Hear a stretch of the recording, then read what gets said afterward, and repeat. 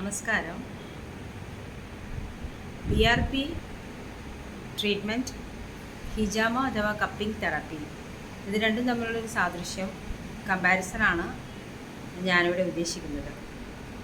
PRPയും ഹിജാമയും തമ്മിലുള്ളൊരു സാദൃശ്യം എന്ന് പറയുമ്പോൾ തന്നെ ഒരു അത്ഭുതം തോന്നും.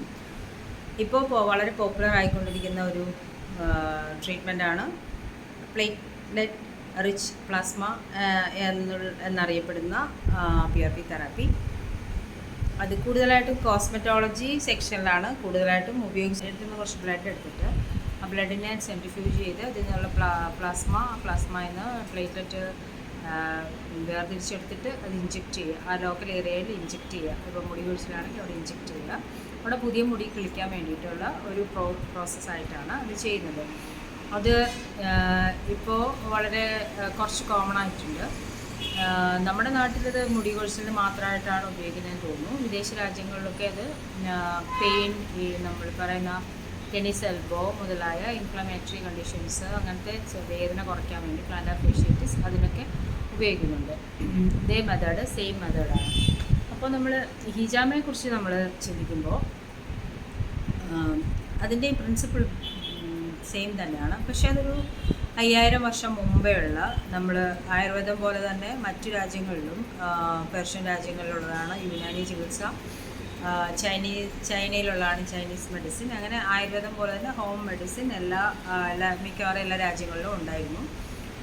അന്ന് തൊട്ട് ഈ യുനാനി ചികിത്സയിൽ അല്ലെങ്കിൽ പേർഷ്യൻ ചികിത്സയിൽ ഉപയോഗിച്ചുകൊണ്ടിരുന്നതാണ് ഹിജാമ എന്ന് പറയുന്ന ഒരു തെറാപ്പി. അതായത് വെറ്റ് കപ്പിംഗ്.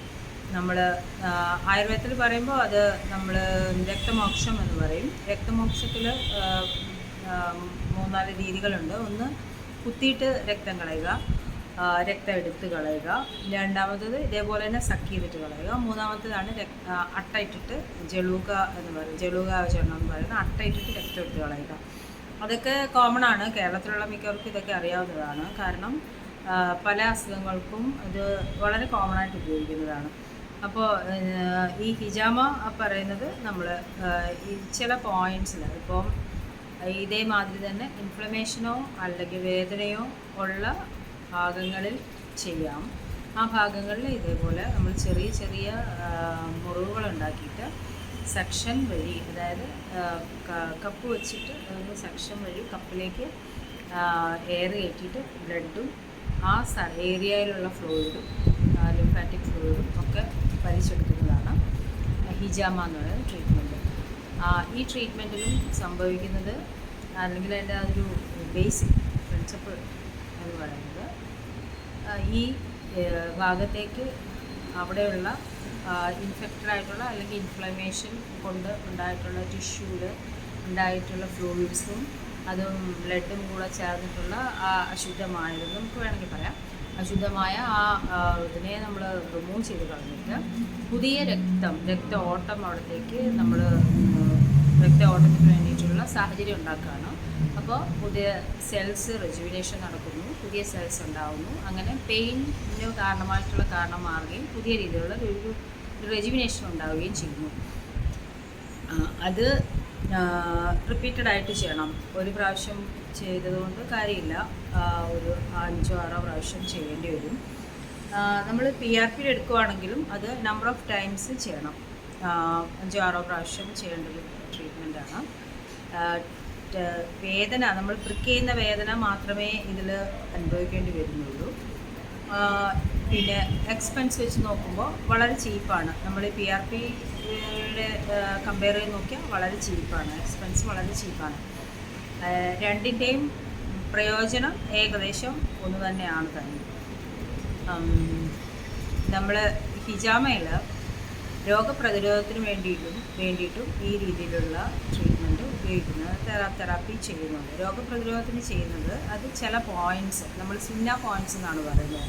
അതായത് ഈ പേർഷ്യയിലുള്ള ഈ അറേബ്യൻ കൺട്രീസിലുണ്ടായിരുന്നൊരു ചികിത്സ അതുകൊണ്ട് തന്നെ ഇസ്ലാമിൽ മുഹമ്മദ് നബി സല്ലല്ലാഹു അലൈഹി വസല്ലം അത് റെക്കമെൻഡ് ചെയ്തിട്ടുള്ള ഒരു ചികിത്സ ആയതുകൊണ്ട് തന്നെ ഈ പോയിൻറ്റ്സ് ഒക്കെ സുന്ന പോയിൻറ്റ്സ് എന്നാണ് പറയുന്നത്. ആ സുന്ന പോയിൻറ്റ്സിൽ പ്രധാനപ്പെട്ട 11 പോയിൻറ്റ്സ് ഉണ്ട്.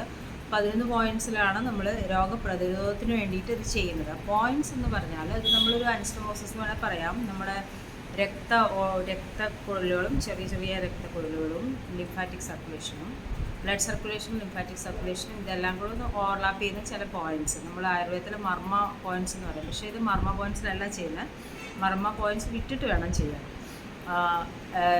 അവിടെ നമ്മൾ കപ്പ് വെച്ചിട്ട് ഇതേമാതിരി ഈ പ്രിക്ക് ചെയ്ത് അവിടുന്ന് ഫ്ലൂയിഡും ബ്ലഡും കളയാണ് ചെയ്യുന്നത്. അതിനൊരു പ്രിക്കോഷൻ എന്നുള്ള നില രോഗപ്രതിരോധത്തിനാണെങ്കിൽ 2 മാസത്തിലൊരിക്കൽ ചെയ്യാം. അല്ല ഒരു